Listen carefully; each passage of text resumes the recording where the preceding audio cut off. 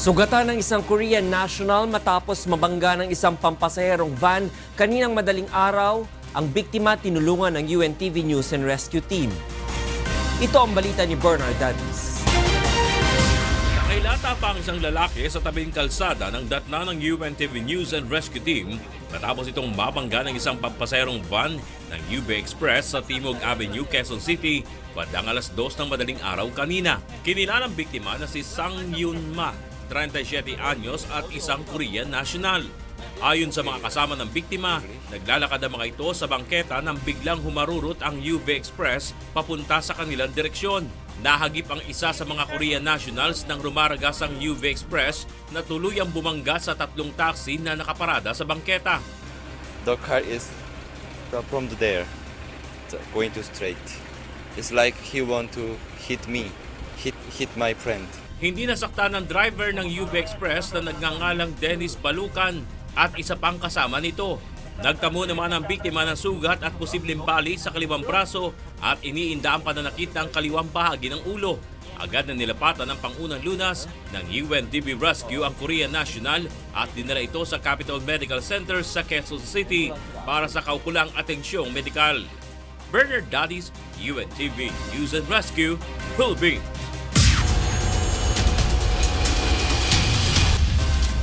Arestado sa isang apartel sa Cubao, Quezon City, kagabi ang isang TNVS driver na tulak ng ipinagbabawal na gamot. Tinangkapang lunukin ng sospek ang mga hawak na iligal na droga upang makaligtas sa aresto. Ito ang balita ni Jerry Galicia. Huli sa isinagawang bypass operation ng Quezon City Station 7 kagabi ang isang hinihinalang drug pusher sa isang apartel sa barangay San Roque, Cubao, Quezon City. Nakunan pa ng mga otoridad ang aktual na abutan ng droga ng suspect at ng nagpanggap na buyer. Pagkatapos ng transaksyon, agad na pinasok ng mga otoridad ang kwarto ng suspect na kinilalang si Christopher J. Gavino, 35 years old, residente ng Sampaloc, Maynila. Ayon kay Police Senior Inspector Ramon Akyatan, nilunok pa umano ng suspect ang droga kaya siyam na small hit sa scene na lang ang natira. Maaaring gamit na yung trabaho kasi yung sasakyan niya, yun ang sinasakyan niya para sa mga delivery. Kasi nung bago mag-check-in dito yung mga pulis natin, doon hinahatak sa kahabaan ng santulan. Kaya ang sabi naman ng asset natin at saka yung pulis na kasama, dito na lang sa kung saan ka naka-check-in para madaling magkaroon ng transaksyon. Na-recover din sa suspect ang 500 pisong bypass money, isang cellphone at maging ang sasakyang ginagamit ng suspect. Ayon pa sa otoridad, halos isang buwan palipat-lipat ng lugar ang suspect bagong nasa kote sa apartel. Jerry Galicia, UNTV News and Rescue, Quezon City. Inutusan ng Malacanang ang mga tanggapan at ahensya ng pamahalaan, kabilang na ang mga government-owned and controlled corporations at state universities and colleges na aktibong makibahagi sa anti-illegal drugs campaign ng pamahalaan. Nakasaad sa Memorandum Circular No. 53 ng Malacanang na dapat gamitin ng mga naturang tanggapan ang kanilang mga assets upang masuportahan ang kampanya kontra illegal na droga ng Duterte administration nang naayon sa kani-kaniyang mandato. And for the news abroad, hundreds of residents of the border of city of Tijuana, Mexico, took to the streets on Sunday to protest the massive arrival of Central American migrants waiting to seek asylum in the United States. They demanded the departure of caravan members from the country, accusing them of generating insecurity and violating Mexican laws. Thousands of migrants who have arrived in Tijuana have saturated the shelters and many more sleep in the streets. Local authorities have asked for federal support to give them humanitarian aid and the services they need during their asylum process to the United States, which could take months. The mayor of Tijuana said that he expected the arrival of about 10,000 migrants to the city. Over the last few days, the number of people unaccounted for in the deadly campfire in Northern California has skyrocketed to more than 1,200. Calvin Manaig reports. The number of people missing after California's deadliest and most destructive wildfire jumped on Saturday to 1,276, despite authorities locating hundreds of people who scattered when the campfire tore through the mountain town of Paradise. Forensic recovery teams sifting through the charred wreckage recovered the remains of 5 more victims, bringing the death toll to at least 76, authorities said. 63 of them have been tentatively identified pending DNA confirmation. Butte County Sheriff Cory Onea said much of the increase in the number of missing was due to his office's efforts to comb through a backlog of emergency calls that came in during the first hours of the fire on November 8. He said officials were sifting through the list of missing persons for duplications and people who fled. Some 380 people had been located and taken off the list since Friday, he said. Since last night, an additional 5 remains were recovered, bringing the total up to 76 human remains. 4 of those human remains were found in Paradise, all 4 found inside structures. 1 human remain was found in Concow, and it was found outside of a structure. The disaster already ranks among the deadliest U.S. wildfires since the turn of the last century. 87 people perished in the Big Burn firestorm that swept the northern Rockies in August 1910. Minnesota's Cloquet fire in October 1918 killed 450 people. Authorities attribute the high death toll from the blaze, dubbed Camp Fire, partly to the speed with which flames raced through the town with little warning, driven by howling winds and fueled by drought-desiccated scrub and trees. More than a week later, firefighters have managed to carve containment lines around 55% of the blaze's perimeter. Besides the toll on human life, property losses from the blaze make it the most destructive in California history, posing the additional challenge of providing long-term shelter for many thousands of displaced residents. Calvin Manaig, UNTV News and Rescue, USA.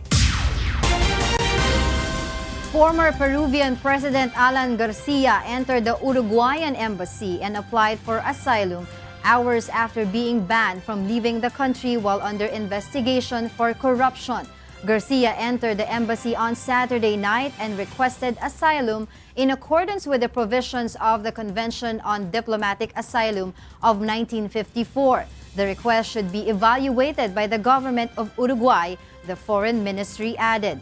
Garcia's request came hours after a judge ruled on Saturday to prohibit the ex-president from leaving the country for 18 months while under investigation for bribes allegedly received during the construction of an electric train in Lima by Brazilian company Odebrecht. Garcia held Peru's presidency twice, from 1985 to 1990 and again from 2006 to 2011. The Russian Navy conducted exercises in the Bering Sea involving a nuclear-capable battle cruiser. Meanwhile, Argentina's defense ministry showed photos of the Argentine Navy submarine that went missing a year ago. Details in this report. Russian Defense Ministry published a video of what it says are Navy drills in the Bering Sea. In a statement, the ministry said the exercises involve nuclear-capable battle cruiser Pyotr Veliki and an unnamed nuclear submarine. The exercise involved a scenario wherein the 2 vessels cross paths. The Bering Sea, which separates Russia from Alaska, was the site of the largest war games in the post-Soviet era earlier this year. Argentina's defense ministry showed photographs of the Argentine Navy submarine that went missing a year ago off the country's Atlantic coast. The front of the sub's hull and parts of its bridge and propeller could be seen in the underwater images. Meanwhile, relatives of the submarine's crew were devastated to hear the submarine had been found and that it had imploded. Local residents also gathered outside the naval base in Mar del Plata to show their support for the family members. The submarine was found by a private company involved in what had been a massive search for the vessel and its 44-member crew. At the time of the disappearance, the Navy said water that had entered the submarine's snorkel caused its battery to short-circuit. The U.S. Special Envoy to Afghanistan said he hopes to cement a peace deal with the Taliban insurgents by April 2019.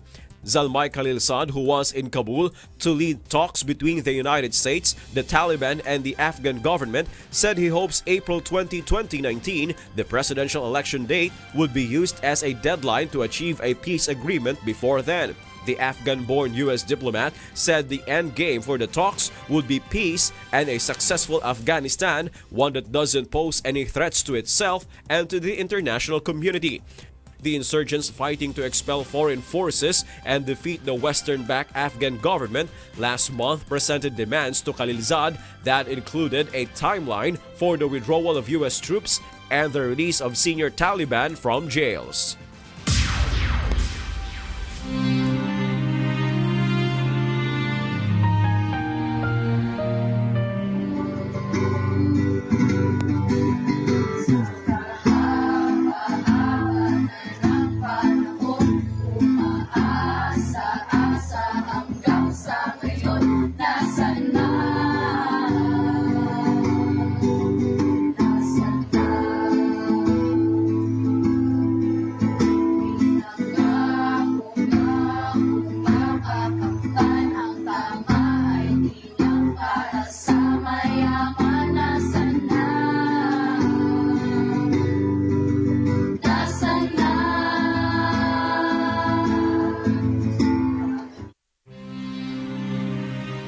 Ang inyo pong napanood ay ang mga anak ng mga biktima ng Maguindanao Massacre.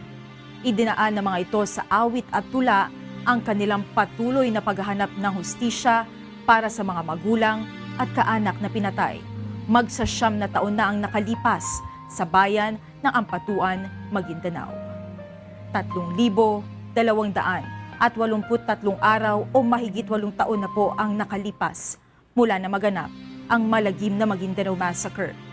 Ngunit hanggang ngayon ay naghahanap pa rin tayo ng katarungan sa mga biktima ng malagim na krimen. At sa tila madilim na hinaharap ng kaso, hindi po bibitiw ang UNTV sa labang ito hanggang makamit ang katarungan, hindi lamang para sa aming 4 na kasamahan, kundi sa lahat ng mga biktima ng karumal-dumal na pamamaslang. Nagsimula na ang second round eliminations ng UNTV Cup Season 7.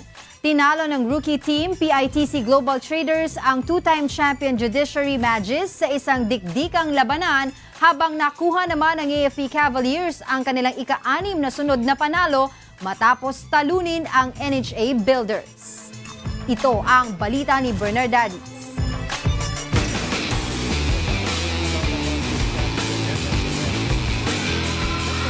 Mas matitinding sagupaan ang nasaksihan sa pagsisimula ng second round eliminations ng UNTV Cup Season 7.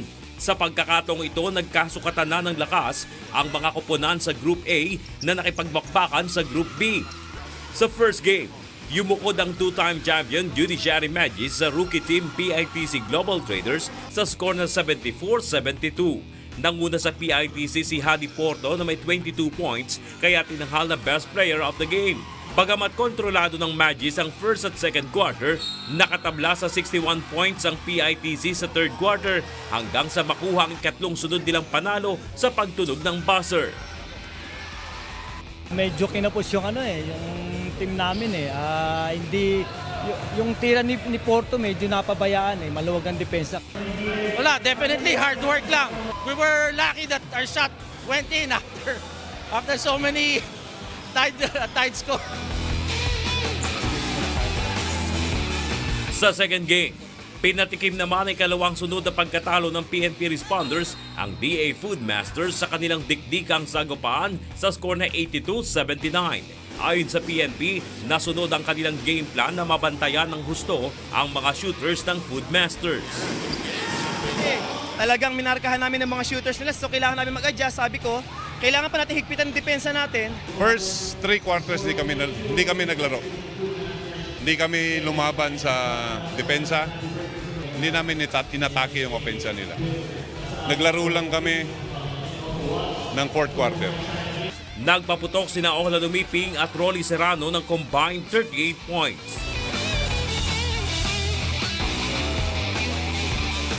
At sa third game, tinibag ng pwersa ng Armed Forces of the Philippines ang NHA Builders sa score na 90-81. Ayon kay Cavaliers coach Sunny Manukat, tinutukan nila ng gusto ang pagpapalakas ng depensa upang di makaporma ang mga gunner ng NHA. Nung first half, lamang sila. Kinausap ko na, sabi ko, mag-step up yung defense namin. Saka gawin lang namin yung game plan. At least nagawa namin second half, nakabalik kami. Na-disorient yung mga player ko. Best players of the game sina Darwin Cordero na may 22 points at si Boyet Bautista na may 17 points.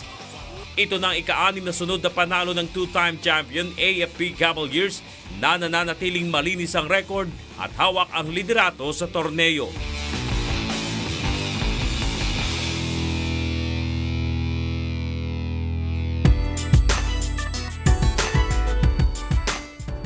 Naghahanda na ang Wishfuls para sa kanilang nalalapit na concert sa Dubai. Ngunit bago pa man sila umalis sa bansa, ay isang concert din ang inihandog ng mga ito sa kanilang mga taga-suporta. Ito ang balita ni Leslie Lomboe.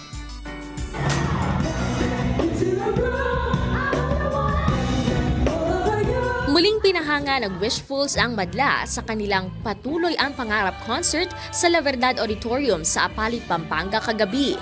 Bukod sa group performances, na-highlight din ang kakayahan ng bawat Wishful sa pagtatanghal ng ilan sa mga awiting kasama sa playlist ng mga Pinoy.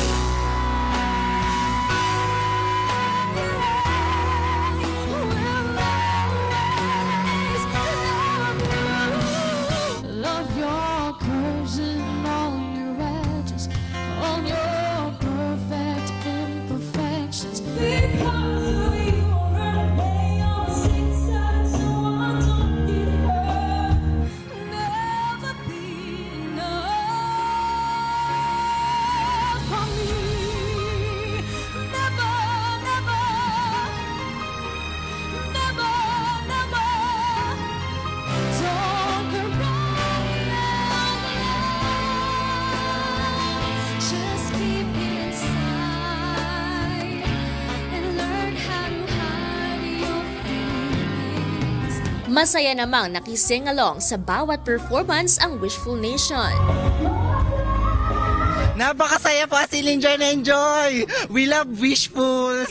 Napakaganda po ng concert ngayon. Sulit na sulit yung ticket na nabili ko lang. Masaya po. Tsaka, ayun, well presented po yung mga talent po ng Wishfuls. Present din sa concert si BMPI President Kuya Daniel Razon na naghandog din ng isang Pinoy favorite song. I travel each every highway and more, much more than this. I did it my way. Ayon kay Kuya Daniel, marami pang concert ang nakahanay para sa mga Wishful na tiyak na may enjoy ng ating mga kababayan. Yung Wishfuls ngayon will be going to the Middle East. Meron silang series of concerts doon. So they will be out for a month until I think January yan. Meron silang series of concerts na gagawin. Masayang-masaya naman ang Wishfuls sa kanilang nalalapit na pagbabalik sa Dubai ngayon para sa kanilang unang out-of-the-country concert. Always grateful naman kami sa mga blessings na nare-receive namin. Especially especially kasama na namin si Carmi. Babalik na yan. Buo na kaming pupunta sa Dubai. My first time. Oo. Yes, answered prayer namin lima. Oo. See you Dubai, and gusto ko ulit mag-thank you for inviting us. Expect the unexpected and ayun na, syempre mas nandun kami, mas gagalingan namin para makabalik ulit kami. Samantala, good news naman sa Wishful Nation dahil nasaan ka man ay maaari nang mapanood at mabalik-balikan ang mga performance ng Wishful sa iba't ibang lugar sa pamamagitan ng pag-subscribe sa kanilang bagong YouTube channel na The Wishfuls. Leslie Lomboan, UNTV News and Rescue, Philippines.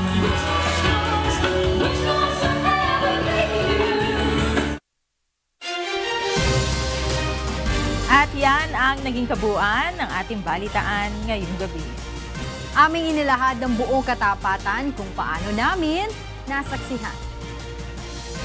kayo'y makapagtitiwala ng aming nakita at narinig ang aming ibinabalita. Magandang gabi.